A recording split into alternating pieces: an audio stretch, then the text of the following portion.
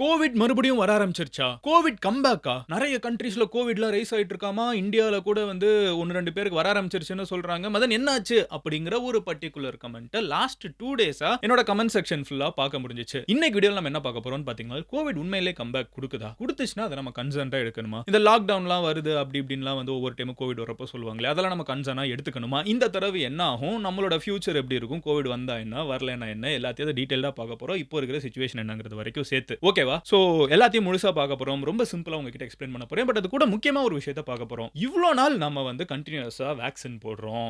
லாக்டவுன்ல இருந்திருக்கோம். வேர்ல்டு ஃபுல்லா எல்லாருக்கும் வேக்சின் போடுறதுக்கு வந்து ஒரு பெரிய வேலை நடந்திருக்குது. நெறைய வாழ்க்கையே உலகமே மாறி வச்சாச்சு. இன்னமும் இந்த கோவிட் எப்படி உலகத்துல இருக்குதுங்கிற ஒரு கேள்வியே இருக்கும்ல. இவ்ளோ பெரிய ஒரு லாக்டவுன் நடந்து இத்தனை உயிரை எடுத்து அதுக்கப்புறம் நம்ம வந்து வேக்சின்லாம் போட்டா அது போயிருக்கணும்ல. ஏன் இன்னும் இருக்குது? அண்ட் இது இருக்குமா இன்னும் ஃபியூச்சர்ல? மறுபடியும் வருமா? எல்லாத்தையும் டீடைலா பார்க்க போறோம். So let's get started. Hello everyone. நான் Madan Gowri and hello my dear MG squad.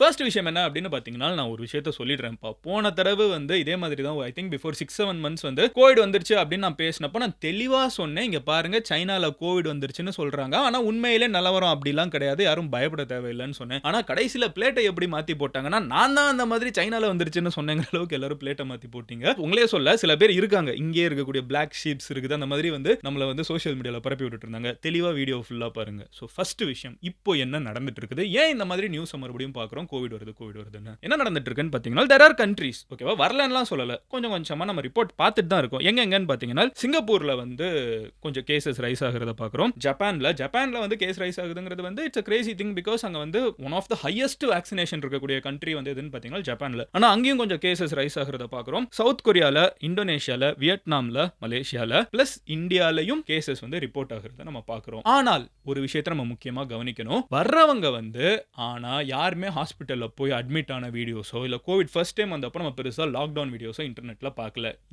ஏன்னா கோவிட் வந்து வலு இழந்து தான் உயிர் வாழ்ந்துட்டு இருக்குது. ஏன் கோவிட் வலு இழக்குது அப்படின்னு யோசிக்கிறோம். முதல்ல கோவிட் அழிஞ்சிரணும்ல. இப்போ ஒரு சின்ன ஃபிளாஷ்பேக் போட்டு பார்ப்போம். ஓகேவா? 2020 கோவிட் வந்தப்போ நம்ம என்ன ஆனோம்? ஒரு வைரஸ் வருது, வர்றவங்க வந்து இறந்து போயிடுவாங்க. அவங்க யார்கிட்டயாவது பேசினாங்கன்னா அவங்களுக்கும் பரவிடும். லைக் தொட்டாங்கனாலோ இல்ல இங்க அங்க வைரஸ் ஜம்ப் ஆகுற மாதிரி ஏதாவது ஒரு விஷயம் நடக்குதுன்னா, வாய்னா அந்த வாயில இருக்கிற எச்சி மூலியமா அவங்க மேல பட்டுச்சுன்னா அவங்களுக்கு வர வாய்ப்பு இருக்குதுன்னு நம்ம சில விஷயங்கள்லாம் பேசியிருந்தோம். மாஸ்க் போடணும், லாக்டவுன் எல்லாமே சொல்லிட்டு இருந்தோம். பட் இது வைரஸ்க்கு நல்ல விஷயமான்னு யோசிச்சு பாருங்களேன். ஒரு வைரஸ் என்னை பாதிக்குது. ஓகேவா? வைரஸ் வந்து அதோட வைரஸோட பர்பஸ் என்ன? முடிஞ்ச அளவுக்கு நிறைய பேர்கிட்ட போகணும். இப்போ வைரஸ் எனக்கு வருது, என்னவே எக்ஸாம்பிள் எடுத்துக்கிறேன், யாரையும் எடுத்துக்க வேணாம், கவலைப்படாதீங்க. எனக்கு வைரஸ் வருது அண்ட் வைரஸ் வந்து பயங்கரமா பரவுது. எனக்கு ஃபுல்லா வந்து அது மல்டிப்ளை ஆகுது, உடம்பு ஃபுல்லா பரவிடுச்சு. இப்போ நான் இறந்துட்டேன்னா இந்த வைரஸ் இன்னும் நிறைய பேருக்கு போக முடியாது. என் கூட வைரஸோட கதையும் முடிஞ்சிருது இல்ல. எந்த ஒரு வைரஸுமே வந்து அதோட பெஸ்ட் மெத்தட் என்ன, அதோட நோக்கம் என்ன அப்படின்னு பாத்தீங்கன்னா, நிறைய பேருக்கு பரவணும். உலகத்திலே நிறைய பேருக்கு பரவிட்டே இருக்கணும், அது உயிர் வாழ்ந்துகிட்டே இருக்கணும். இதுதான் ஒரு வைரஸோட நோக்கம். அப்போ எனக்கு வந்து அது வந்து எனக்குள்ள பயங்கரமா பாதிச்சு என்னை சாகடிச்சிருச்சுன்னா அது வைரஸ்க்கு நெகட்டிவ். ஏன்னா வைரஸ் அதுக்கு மேல பரவ முடியாது இல்ல.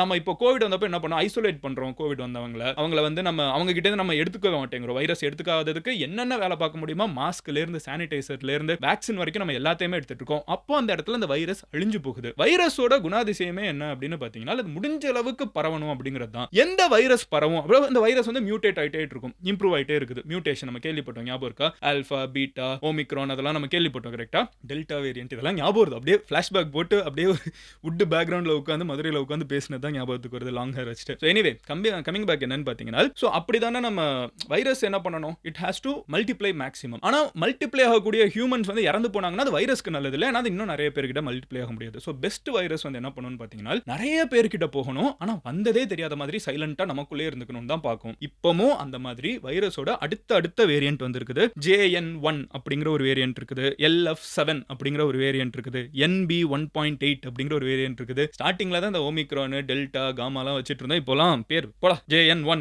LF7, NB1.8 அப்படின்னு போயிட்டே இருக்குது. சோ இந்த வேரியன்ட்ஸ்லாம் என்ன அப்படின்னு பாத்தீங்கன்னா, கோவிடோட வேற வேரியன்ட் தான். பட் ஒரு வேரியன்ட்டுமே மக்களுக்குள்ள நம்ம பரவுறத இப்ப நம்ம பாக்குறப்போ அது வந்து ஆனா அவ்வளவு வீரியமா இருக்கிறது இல்ல. சோ அதோட இம்பாக்ட் வந்து பெருசா ஹியூமன்ஸ் கிட்ட கிடையாது. இதுதான் பேசிக்கா பின்னாடி இருக்கிற லாஜிக். ஓகேவா? ஏன்னா நம்ம கிட்ட இம்பாக்டே இல்லாம இப்போ எனக்கு கோவிட் வந்திருக்குன்னா டெஸ்ட் பண்ணி பார்த்து ஒருவேளை வந்துச்சுன்னா அது எனக்கு அறிகுறியே இல்லாம இருந்துச்சுன்னா அந்த கோவிட் கோவிட் என்ன ஆகும், நான் இன்னும் நிறைய பேர்கிட்ட போக பரவும், அவங்களுக்குள்ளேயும் உயிர் வாழும், அப்புறம் இன்னும் கொஞ்சம் சில பேர்கிட்ட போகும், அது உயிர் வாழ்ந்துகிட்டே இருக்க முடியும். ஸோ வைரஸ் வந்து எப்படி மியூட்டேட் ஆகுதுன்னு பார்த்தீங்கன்னா, முடிஞ்ச அளவுக்கு நிறைய பேர்கிட்ட பரவணுங்கிறது தான் கோவிட் வைரஸோட கோல். ஸோ ஒரு வேரியண்ட்டுமே அதை நோக்கி தான் போயிட்டு இருக்குது. ஸோ கோவிட் இப்போ பரவிட்டு இருக்கான்னு கேட்டிங்கன்னா 100% பரவிட்டு இருக்கும். ஆனால் அது நம்மளுக்கு ஒரு கன்சர்னான்னு கேட்டிங்கன்னா it is zero, almost zero. ஓகேவா? ஸோ அதுக்குன்னு வந்து ரொம்ப கண்டமணிக்கு சுத்த வேணாம், அதனால நான் வந்து ஆல்மோஸ்ட்னு சொல்றேன். பட் அதை பற்றி நம்ம பெருசாக யோசிச்சுக்க தேவையில்லை. ஏன்னா குளோபல் லெவலில் பார்த்தீங்கன்னா ஜப்பானில் ரைஸ் ஆகிட்டு இருக்குதுங்கிறாங்க, மலேசியா, சிங்கப்பூர், இந்தோனேஷியா, இந்த மாதிரிலாம் சில கண்ட்ரீஸ் நம்ம பேசுகிறோம். ஓகேவா? Some of the best countries in the world, ரொம்பவே ஸ்ட்ராங்காக ரூல்ஸ் ரெகுலேஷன்ஸ்லாம் ஃபாலோ பண்ணக்கூடிய கண்ட்ரீஸில் வந்து பரவுதுன்னு சொன்னாலும் எந்த கண்ட்ரிலையும் பெருசாக லாக்டவுன்லாம் போடல. ஏன்னா அத்தனை பேருக்கு வந்திருக்குன்னு நம்ம டெஸ்ட் எடுத்து பார்க்குறப்போ தெரிஞ்சாலும் பெருசாக ஹாஸ்பிட்டலைசேஷன் கிடையாது, பெருசாக உயிர் போகிற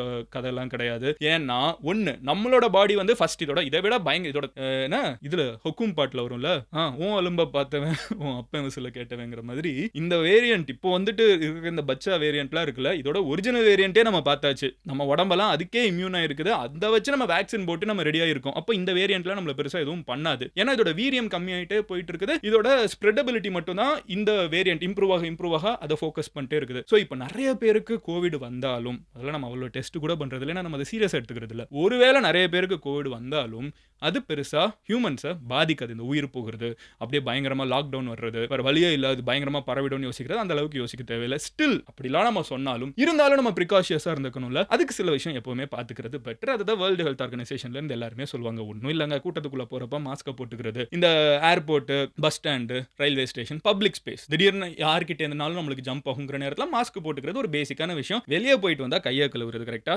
இதுதான் கதை, வேற ஒன்றும் பெருசா கிடையாது. கோவிட் பரவுதான்னு கேட்டீங்கன்னா பரவுது. ஆனா அதனால லாக்டவுன் வருமா, அதனால ஏதாவது பெருசா பயப்பட தேவையானா ஜீரோ. அப்படி கவலையே பட வேணாம். நீங்க வந்து கன்சர்ன்டா இருந்துக்கோங்க, அவ்வளவுதான். இது இருக்குதுன்னு தெரிஞ்சுப்போம், அவ்வளவுதான். இது கிளாரிஃபிகேஷன் வீடியோ தான். அட் த சேம் டைம் உங்களுக்கு இதை விட ஒரு பயங்கரமான ஒரு ஸ்டோரி சொல்றேன். ஓகேவா? இது ஃபியூச்சர் எப்படி இருக்கும்? கோவிட் வந்து நம்மளோட பேரம்பேத்தி வந்து இருக்கிற வரைக்கும் கோவிட் இருக்க வாய்ப்பு இருக்குது. நான் கொஞ்சம் ஃபிளாஷ்பேக் போட்டு சொல்றேன். 1918, ஓகேவா? இயர் 1918, இப்போல இருந்து கிட்டத்தட்ட 100 இயர்ஸ்க்கு முன்னாடி 1918 ஸ்பானிஷ் ஃப்ளூ, ஓகேவா? H1N1 இது வந்து பரவ ஆரம்பிக்குது. உலகத்துல 5 கோடி பேர் இறந்து போறாங்க. 5 கோடி மக்கள் இறந்து போறாங்க H1N1. அதுக்கப்புறம் இப்போ வந்து அது ஒரு சீசனல் ஃப்ளூவா மாறி சுத்திட்டு இருக்குது. இன்னைக்கு நீங்க பாத்தீங்கன்னா அதே H1N1 ஒரு 100 வருஷத்துக்கு முன்னாடி இதே உலகத்துல 5 கோடி பேரை உயிரை எடுத்த ஒரு வேரியன்ட், ஒரு வைரஸ் வந்து இப்போ ஹியூமன்ஸ்குள்ள ஒரு சீசனல் ஃப்ளூ மாதிரி கொஞ்ச நாள் உடம்பு சரியில்லாம இருக்கும், அப்புறம் நார்மல் ஆயிடும். அந்த மாதிரி பரவ ஆரம்பிச்சிருச்சு. ஏன்னா அந்த வைரஸ்க்கும் என்ன கதை நடந்திருக்குன்னு யோசிச்சு பாருங்க. நிறைய பேர் இறந்து போறாங்க, அது பரவ முடியல, எரிச்சிடுறாங்க, புதைச்சிடுறாங்க. அப்ப அது பரவணும்னா அதோட லைட்டர் வெர்ஷன் அது உருவாக்கிக்கிட்டே இருக்கணும். இதுதான் வைரஸோட வேலை. ஓகேவா? சோ கோவிடும் நமக்குள்ள எண்டமிக்கா மாறிடுச்சு. இது மக்களோட மக்களா நம்ம கூட சேர்ந்து அது வாழ்ந்துட்டு இருக்குது. நம்மளுக்கு இந்த ஜலதோஷம், தும்மல், இருமல் மாதிரி கோவிடும் வந்துட்டு போயிட்டு இருக்கும். ஓகேவா? இப்பவும் கோவிட் வந்துச்சுன்னா உங்களுக்கு வந்து மேக்ஸிமம் ஒரு நார்மல் ஜலதோஷம் வந்து எப்படி இருக்கும், நம்மளுக்கு ஒரு 4-5 டேஸ்க்கு நம்மளுக்கு வந்து லைட்டா சளி இருக்கிற மாதிரி இருக்கும், லைட்டா காய்ச்சல் அடிக்கிற மாதிரி இருக்கும், கொஞ்சம் டல்லா இருப்போம், மறுபடியும் லைஃப் எப்பவும் போல போயிட்டு இருக்கும்ல. இப்போ இந்த வேரியன்ட்ஸ் எல்லாம் வந்தாலும் இதே கதை தான். அதனால சிம்பிள் லாங் ஸ்டோரி ஷார்ட், TLDRங்கறாங்க இன்னைக்கு ஜென்சிஸ்லாம் சொல்லுவாங்க. டூ லாங் டு ரீட், அந்த மாதிரி வந்து அதுக்கு அது டூ லாங் டின்ட் ரீடா ஏதோ ஒன்று சொல்லுவாங்க. கதை சுருக்கம் என்ன அப்படின்னு பார்த்தீங்கன்னா, கோவிட் பரவுது. உங்களுக்கு வருமா? வரலாம். எனக்கு வரலாமா? ஆல்ரெடி வந்திருக்க கூட செய்யலாம். ஆனால் அது ஒரு கன்சர்னா கிடையாது. ஏன்னா we are immune to it. ஆனால் ஒரு விஷயம் பாசிட்டிவாக நடந்துட்டு இருக்குது. இந்த ஷேர் மார்க்கெட்டில் இன்வெஸ்ட் பண்ணுறவங்க எல்லாம் பார்த்துட்டு இருந்தீங்கன்னா, இந்த கோவிட் வேக்சின் பண்ணக்கூடிய கம்பெனிஸ்லாம் இருக்காங்கல்ல, அவங்க வந்து ஜப்பான்லாம் மறுபடியும் ஏற்றிட்டு இருக்காங்க. ஏன்னா there are countries that are super cautious. அப்படியே லைட்டாக வந்தாலும் ஏதாவது ஜர்க் ஆயிடுவாங்க. ஐயோ என்னப்பா எல்லாரும் வேக்சினை போடுப்பாங்கல்ல, அந்த கண்ட்ரீஸ்ல ஏறிட்டு இருக்குது. பட் நம்ம இந்தியா, நம்மளுக்கு வந்து அந்த கவலை எல்லாம் இல்ல. நம்ம பேசிக்காவே ரொம்ப ஸ்ட்ராங்கான immunity compare to a lot of countries நம்மளுக்கு பை டிஃபால்ட்டே இருக்கும். இதுவுமே வந்து நம்மளுக்கு பெருசா அஃபெக்ட் ஆகாது. ஓகேவா? இதுதான்ப்பா கதை. அப்புறம் ஒரு விஷயம், நான் இதெல்லாம் பார்க்குறப்ப எனக்கு ஒரு இன்ட்ரெஸ்டிங்கான ஒரு விஷயம் தெரிஞ்சு நான் உங்ககிட்ட அதை சொல்லி முடிச்சிடுறேன். ஹியூமன்ஸோட பாடியில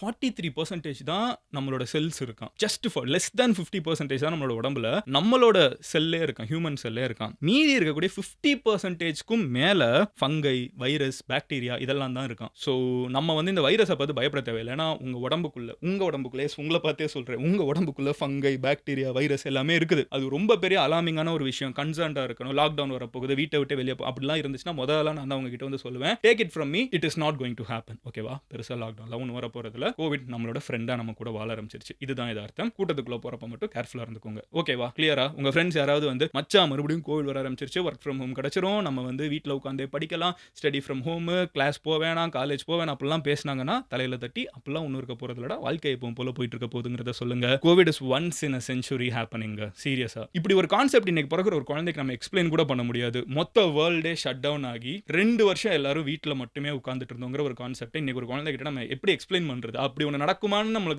நம்மளுக்கே முன்னாடி சொல்லியிருந்தா யாராவது நம்பி இருப்போமா? But it happen, right? We have witnessed once in a century history. ஓகேவா? ஸோ அதுக்கு ஒரு விட்னஸா இருக்கிறதுல பெருமை கொள்வோமே தவிர, அதை தாண்டி வந்தோங்கிறதுல கர்வம் கொள்வோமே தவிர, அது மறுபடியும் வருங்கிறத பார்த்து பயப்பட வேணாம். அப்படியே வந்தாலும் நம்ம அதெல்லாம் பார்த்தவங்க தான். ஸோ ஈஸியாக ஹேண்டில் பண்ணிக்கலாம். ஸோ கொஞ்சம் ஒரு ஃப்ரீ கமெண்ட்ரி இன்னைக்கு பேசலாம்னு நினைச்சேன். கொஞ்சம் ஜாலியாக ஃப்ரீயாக பேசினேன். அண்ட் நாளைக்கு நான் உங்களை இன்னொரு வீடியோவில் பார்க்குறேன். பேசிக்காக இன்னைக்கு வீடியோ நம்ம வைரஸ் எப்படி இவால்வ் ஆகுது, அது எவ்வளோ நாள் மக்களுக்குள்ளே வாழ பார்க்குது, அது ஏன் வீரியம் கம்மியாகுதுங்கிறது நீங்கள் புரிஞ்சுப்பீங்கன்னு நினைக்கிறேன்.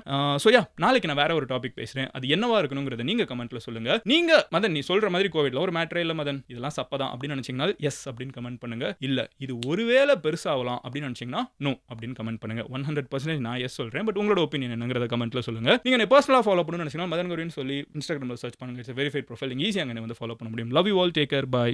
Cheers MGs.